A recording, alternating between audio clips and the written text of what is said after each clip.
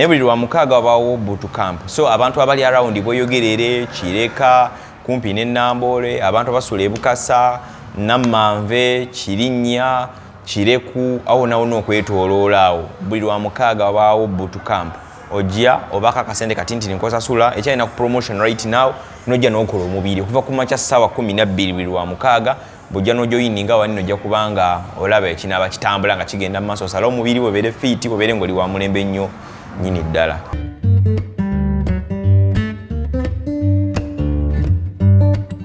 Mune Uganda tukwaniriza okuva ebweru era nga tuli beeteefuteefu okutambuza. Tulina obumanyirivu mu kuvuga ate era ku miwendo egisaanidde. Kati nno gwe yeetaaza okupikinga ku kisaawe okutuusa ewaka ewuwo tweyune ate era naawe ateekateeka ogenda ebweru twekwate tukutambuze okuviira ddala ewaka paka ku kisaawe. Kati nno mwanattu toddamu kumenyekana migugu ng'entambula weeri tukubire ku ssimu noti 7 noti 67 94 729 oba noti 78 29 52 155.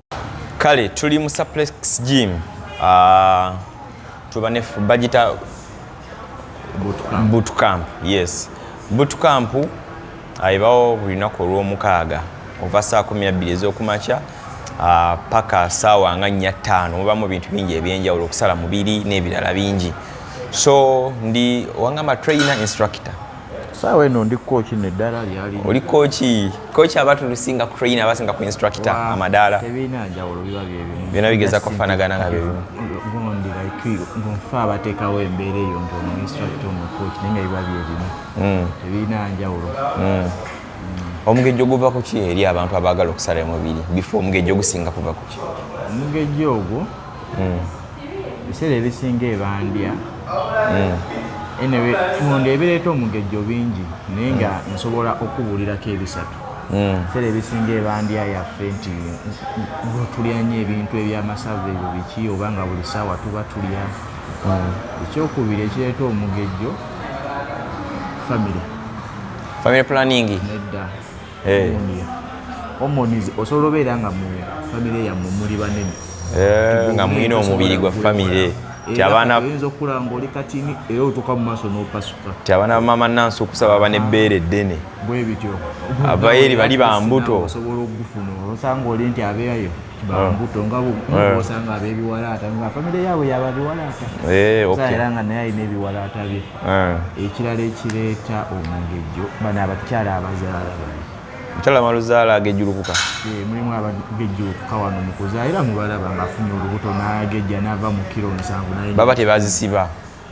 ova ku ky'olubuto nti okugejja naye n'omubiri eri abagejja like omubiri gwonna gwonna kati ebiseera ebisinga tugiyita baby fat.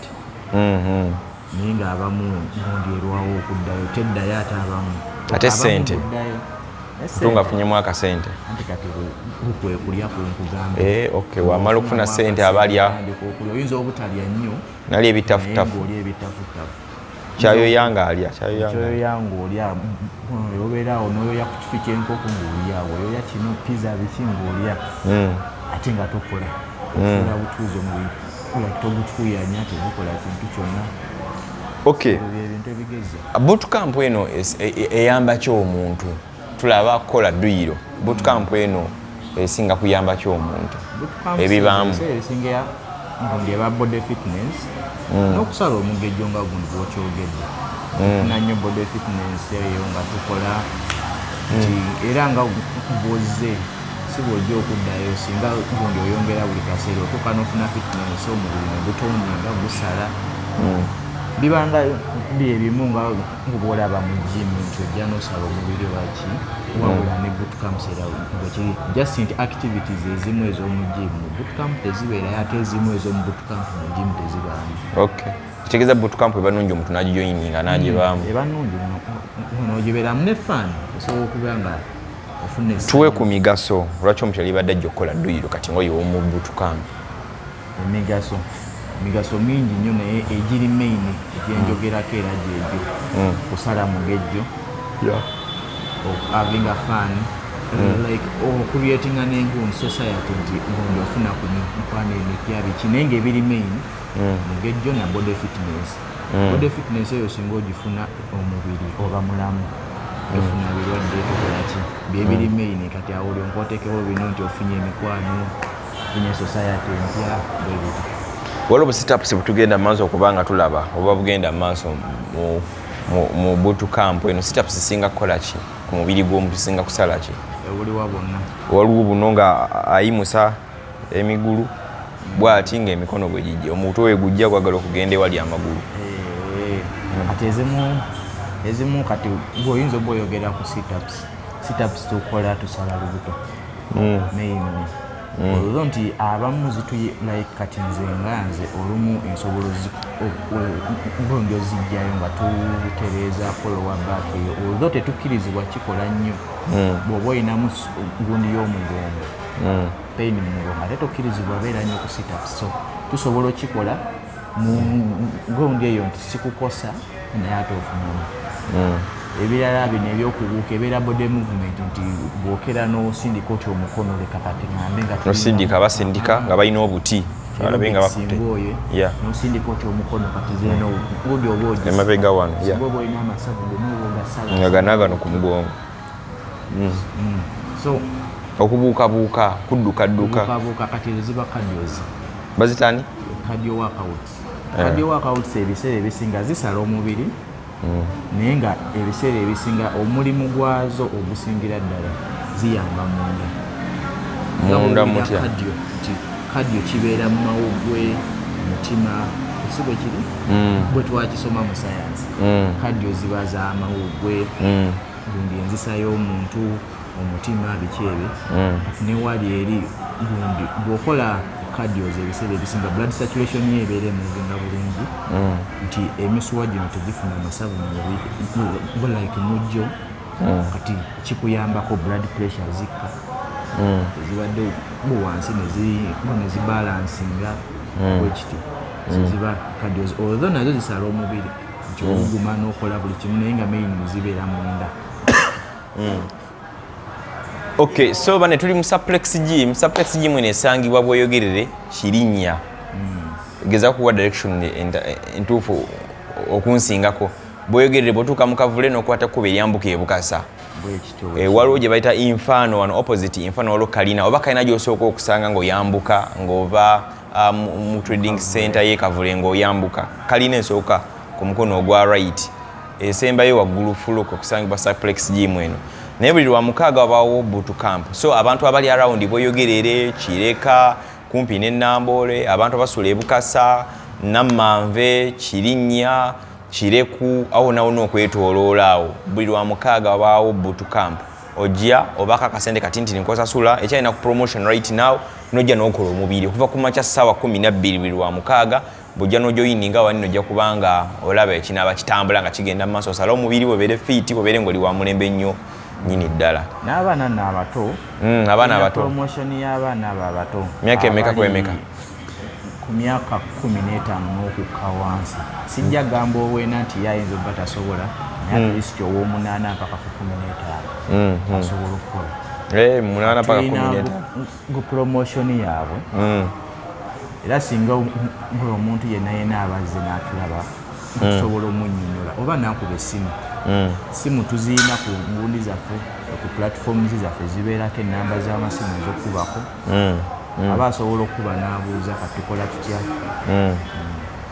okay so ojja kuba nga ojja wano ku suplex gym obeere ng'okola omubiri ofaanane ng'oli fiiti nnyo nga tugenda maaso n'okuba ntukulaga mu bifaananyi ne bye tugenda okulekerayo maaso awo nga tumaliriza olabe kibeera kitya buli lwa mukaaga kuva ssaawa 12 paka ssaawa nga 4 tukiviiramu okusala omubiri bingi abaagadde okugaininga omubiri body building era osobola okubeera ng'ojja n'obeera nga okwasaganya ate bo tubeetaagira ddala ebyuma weebiri buli kimu yes so tuyinza obutasukawo nnyo wano eno ne twagadde okubeera nga tuba updatinga buli kiseera ng'asobola okuba ng'otuuka mu kifo kino okola jimu duyiro osobola okubeera ng'ojja naye buli lwa mukaaga bootcamp ebeerayo ng'egenda mu maaso wawo ne promotion ya abaana tubasasula ssente mmeka abaana abato abo abali wansi w'emyaka 15 basasula 15 buli lwa mukaaga buli lwa mukaaga ne bajja ne tulina ne offer endala nti baleka ngambe gwe Sonko abantu abakulu asasula omutwalo gumu basasula omutwalo gumu nti promotion weri already naye ate singa naawe ndeeta y'abalala babiri bawa bwereere enze kati gwe bawa bwereere bo ne basasula ekitegeeza abali bayinza okuvayo bafamire abantu 3 ne bajja n'emitwalo 2 awo tekirina buzibu ne bakola ndowooza mukitegedde bw'ojja omusasula omutwalo guba gumu omujja ababiri bamusasula omutwalo omujja abasatu musasula emitwalo 2 ne mujja abantu 3 ne mujja oyininga mu boot camp ne mbeera nga mukola omubiri olunnyo nnyini ddala. Music tugendeko ku music ono tulaba waliwo aba dance classes ne bateekawo nnyimba okwepiica ne bakuba omuziki. Music ono asinga kukola ki ku mubiri gw'omuntu ng'oyo music gwe bakola mu gym ng'ovudde kukola ewaba akaliyoki neyo wa gym ebisinga ayamba movements ezimu ofuna ne vibe toyinza obba otandika leka nga yitaddeko music sigenda kuteerako nnyimba za conscience zitugonde waneeno nga tubuukabuuka ojja bbulwa ojja ba nga tomovingirako naye singa tukufunira kate okwepiica kiri mu dance class ate nti dance classes ezo zibeerawo for fun nendabika bwe mbadde ntegeeza ewa dance music abawo kutwaliriza naye abaziina nga dance nga batambulira ku dance oli nga music akuba dance ebisinga eba for fun ate nga kiyamba nti era ng'onaamazina ffenna tukuze tukimanyi nti bw'ozina ebeera exercise bwekitegeera ate nga exercise omulimu ogwayo ffenna tugumanyi kuyamba mubiri waffe okutoninga salamasala biki naye nga amazina nze nkubuulira Sonko ne oba tomanyi zina nowenyolanyola kasita otuuya noba okoze kasita otuuya noba ofulumya omubiri gwonna guba gufulumya kale gambye ne dance class ezo ziyambanga like eba exercise y'omwaiyo n'atamanyi asobola oyiga mpola okay kale bannaaye tubeere nga tujoininga ntube nga tugenda mu maaso tujja bbanga tubayitira programs ez'enjawulo ezikwatagana omuntu okubeera ng'akola dduyiro n'okusala omubiri nasobola obeera ng'afaanana ddala bulungi nnyo nyini ddala koze ne Angel Marina Angel Galo wano ku kamera twongere okujjukiza ba Betty's Touch ne Beauty Studio abasangibwa ebuloba ku luguudo luyitamu okudda ensangi bw'oba ng'obeekutte mu bintu ebikwatagana n'ebyokunyirira meekaapu kutimba stylinga nviiri ebyemikolo naawe ayagala okugenda okusilayingamu ng'olabika obulungi ennyo wokwata Betty ojja kubanga okikubya ddala bulungi nnyo abakomamu mu ggwanga lyaffe erya Uganda twongera obbekikiza nti tukola airport pickups so oba ng'otukonyeeko ogenda tuka ku kisaawe Entebbe Fred tuba twatuuseewo dda nga tukukima tukuvuga paka ewaka w'oku mulyango so bwe bityo nze Sonko Muhammad obeere bulungi.